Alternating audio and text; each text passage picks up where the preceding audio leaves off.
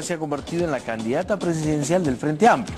Verónica Mendoza, ¿cómo está usted? Muy buenas noches. Muy buenas noches, Enrique. Gracias por el espacio. Ganó usted, le ganó a los otros 6 precandidatos. Ganó el Frente Amplio, Enrique, ganó el Frente Amplio porque asumimos el reto y creo que hemos tenido éxito en esta convocatoria de elecciones ciudadanas abiertas para definir la candidatura presidencial. Participaron, Enrique, el domingo pasado más de 30.000 personas a lo largo y ancho del país. Tuvimos centros de votación en todas las regiones del país. Una participación absolutamente voluntaria, sin multa de por medio, gente que se movilizó con esperanza, con ilusión y pero que con nos problemas también. Y algunas denuncias algunas demoras, que señalaron que, bueno, pues había ahí cosas raras. Incluso se habló de impugnar las elecciones. Y ahora, Fernando Tuesta, ex jefe de la OMPE, lo que dice es, bueno, no sirven, pues, no valen, van a tener que volverlas a hacer, porque tienen vicio estas elecciones. A ver, vamos por partes. Yo sí creo que ha sido un proceso exitoso, histórico, no exento de dificultades, propio, Enrique, de un proceso autogestionario. No hemos contado efectivamente con el respaldo de la OMPE, hemos hecho lo que hemos podido con nuestros recursos humanos y logísticos. Es un proceso entonces autogestionario, inédito, no exento de errores por los cuales pedimos disculpas. Como en todo proceso electoral, efectivamente ha habido denuncias muy puntuales de irregularidades, errores, descoordinaciones, se impugnaron las actas, el Comité Electoral Nacional institucionalmente dirimió, resolvió y tenemos hoy un resultado que está legitimado, Enrique, por la ciudadanía. Y eso es lo más importante para nosotros, sin perjuicio de que ahora podamos convalidarlo dentro del plazo formal de la OMPE con los mecanismos que la propia OMPE establece. ¿Por qué gana Verónica Mendoza? ¿Gana porque, como ha dicho Entre los Flores, es guapa?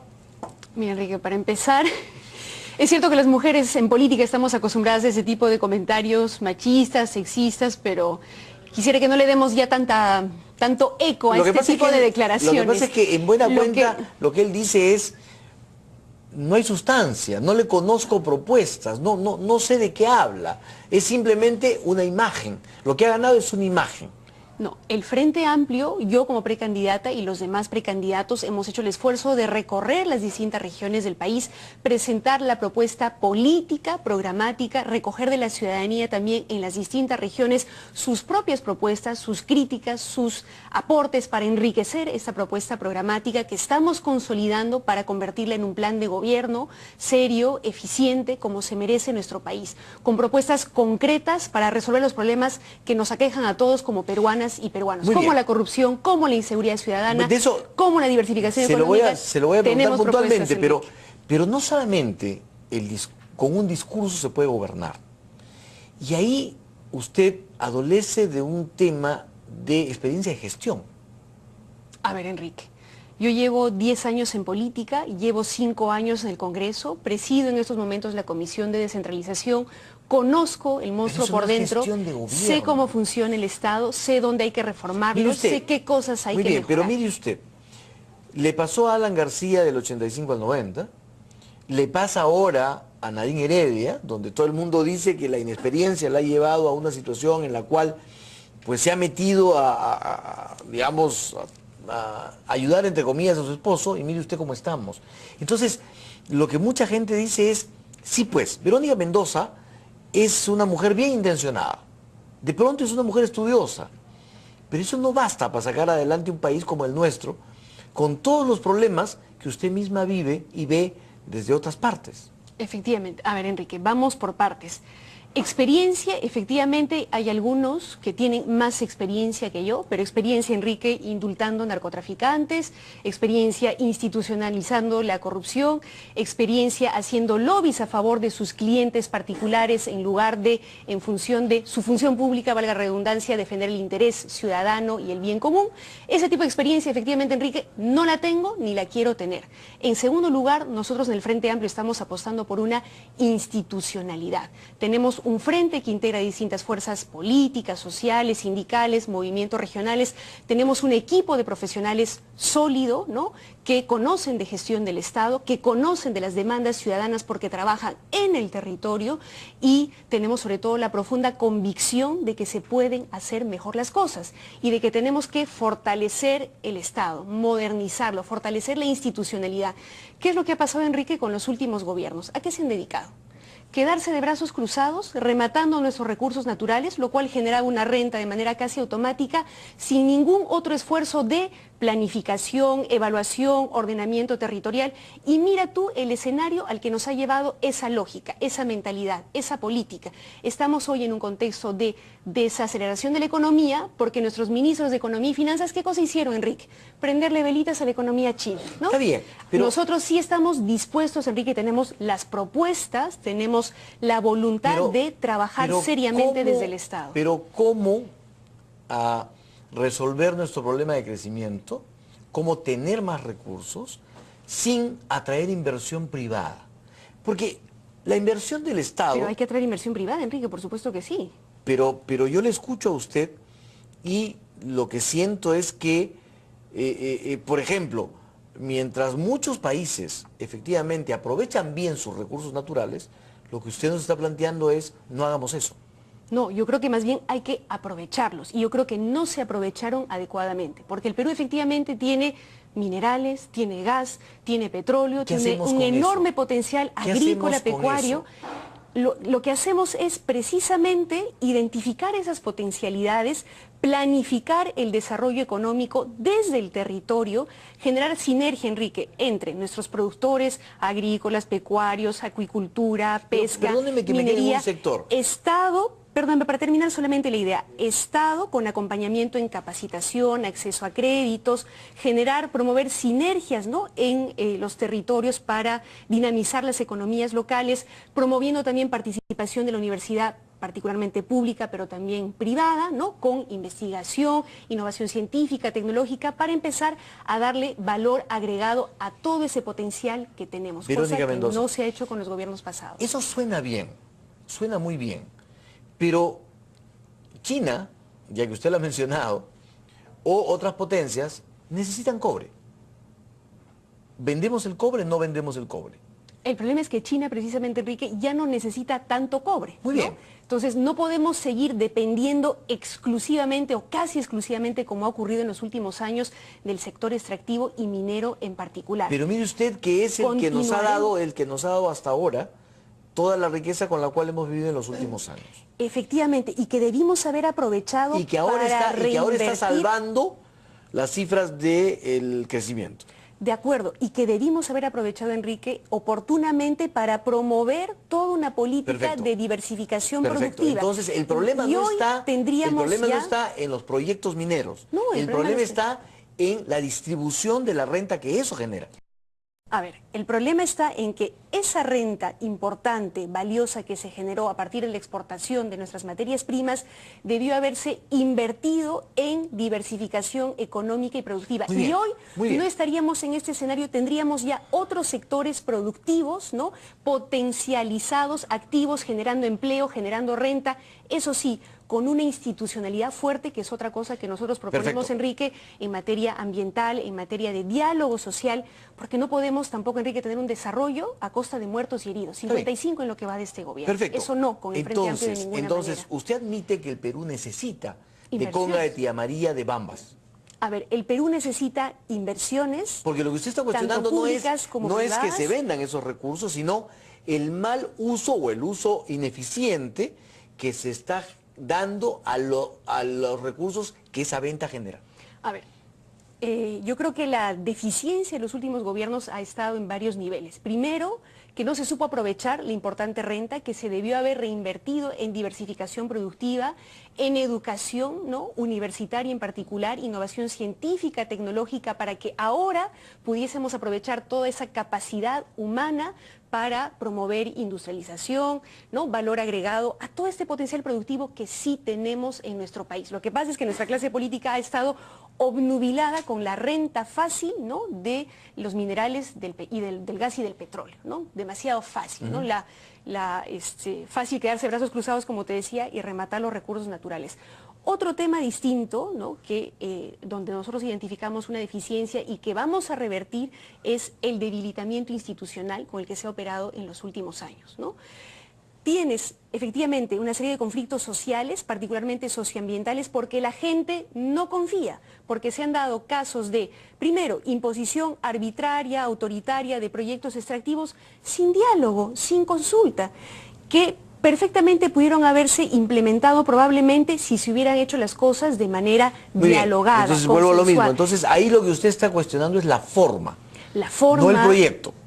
Por ejemplo, el caso de las bambas, Enrique. Yo he escuchado a muchos opinólogos, ¿no?, tratar nuevamente a los campesinos de Cotabambas como antimineros, demostrando una ignorancia total de lo que está pasando en ese territorio. Porque esa gente no es antiminera, convive desde hace décadas con la minería, estuvo de acuerdo con el proyecto, pero obviamente se indignó y con toda razón y legitimidad, porque de la noche a la mañana, sin diálogo, sin consulta, les cambiaron el diseño del proyecto, cuando lo que se debería haber hecho es respetar las normas que establecen que todo cambio a un estudio de impacto ambiental tiene que ser dialogado, consensuado con las comunidades del entorno del proyecto, cosa que no se hizo. Si usted accediera a la presidencia, ¿usted cambiaría la Constitución?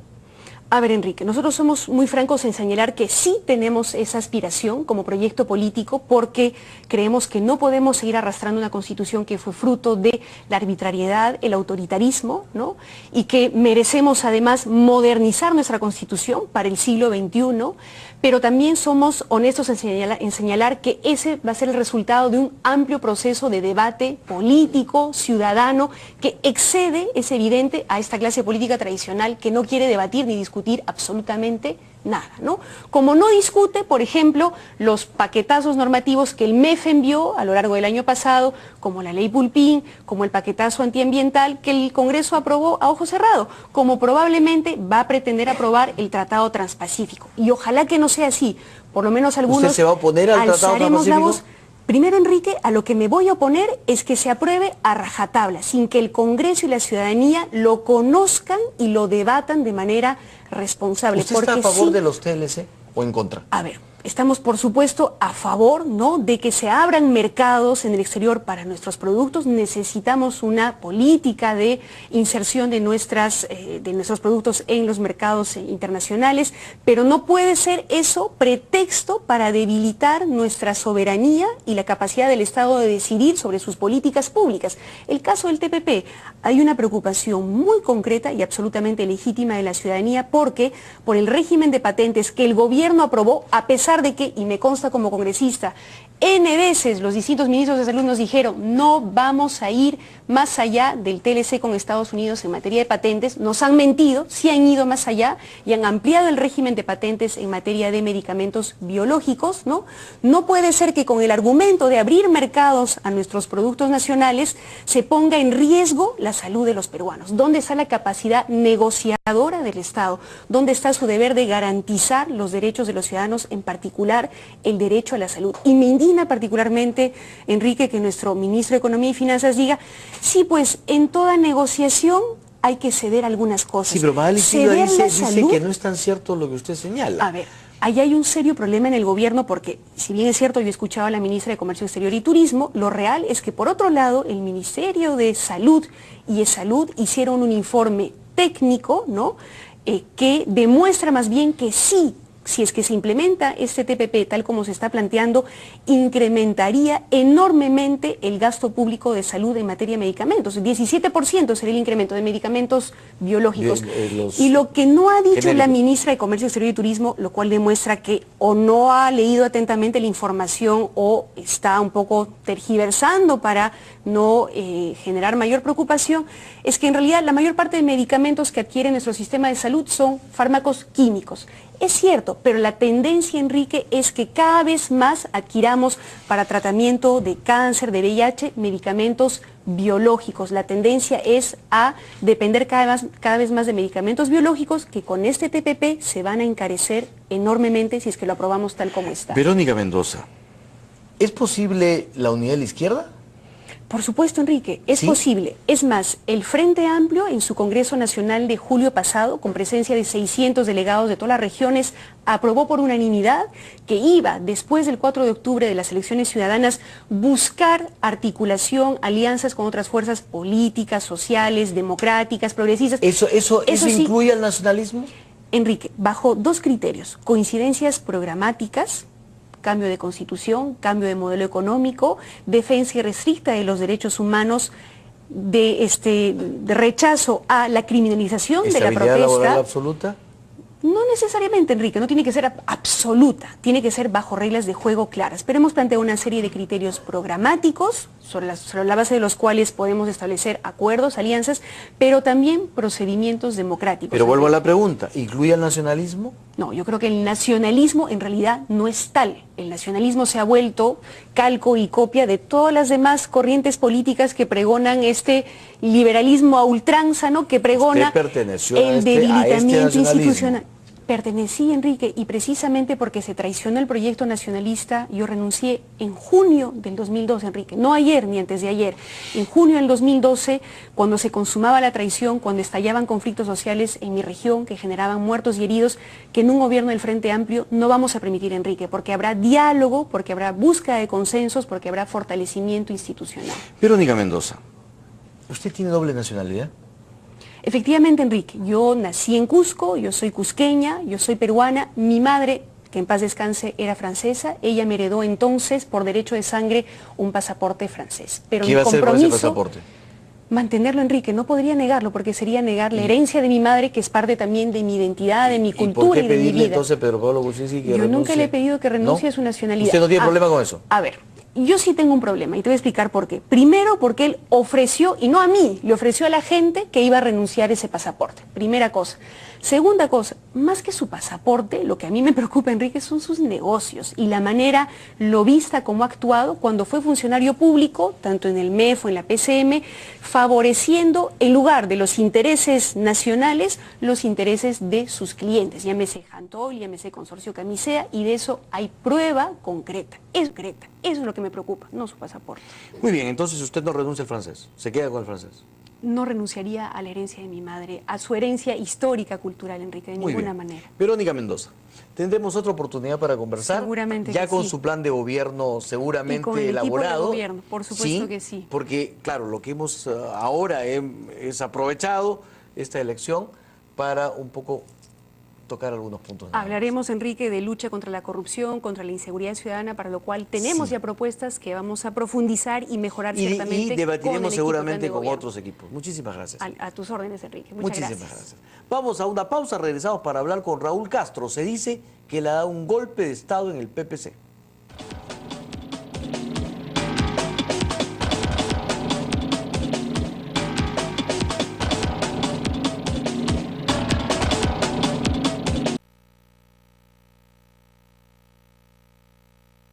Problemas también y algunas denuncias algunas demoras, que señalaron que bueno, pues había ahí cosas raras, incluso se habló de impugnar las elecciones, y ahora Fernando Tuesta, ex jefe de la OMPE, lo que dice es, bueno, no sirven, pues no valen, van a tener que volverlas a hacer porque tienen vicio estas elecciones. A ver, vamos por partes. Yo sí creo que ha sido un proceso exitoso, histórico, no exento de dificultades, propio, Enrique, de un proceso autogestionario. No hemos contado efectivamente con el respaldo de la OMPE, hemos hecho lo que hemos podido con nuestros recursos humanos y logísticos.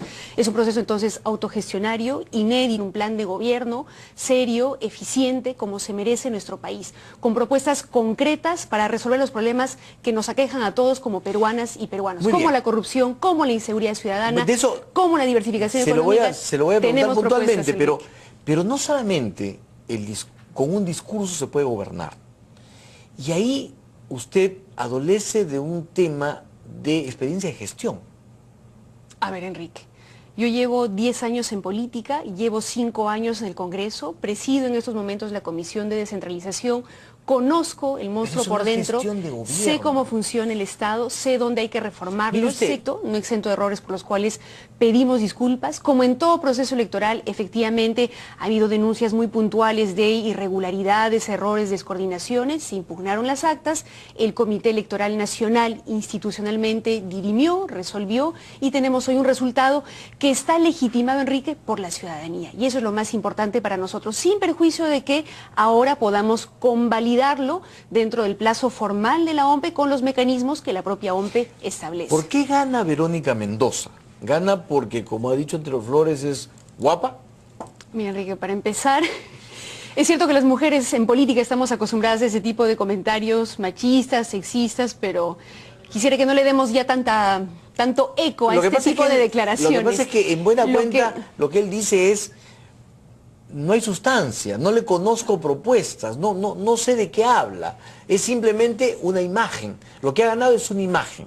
No, el Frente Amplio, yo como precandidata y los demás precandidatos hemos hecho el esfuerzo de recorrer las distintas regiones del país, presentar la propuesta política, programática, recoger de la ciudadanía también en las distintas regiones sus propias propuestas, sus críticas, sus aportes para enriquecer esta propuesta programática que estamos consolidando para convertirla en... Ya se ha convertido en la candidata presidencial del Frente Amplio. Verónica Mendoza, ¿cómo está usted? Muy buenas noches. Muy buenas noches, Enrique. Gracias Bueno, por el espacio. Ganó usted, le ganó a los otros 6 precandidatos. Ganó el Frente Amplio, Enrique, ganó el Frente Amplio porque asumimos el reto y creo que hemos tenido éxito en esta convocatoria de elecciones ciudadanas abiertas para definir la candidatura presidencial. Participaron, Enrique, el domingo pasado más de 30.000 personas a lo largo y ancho del país.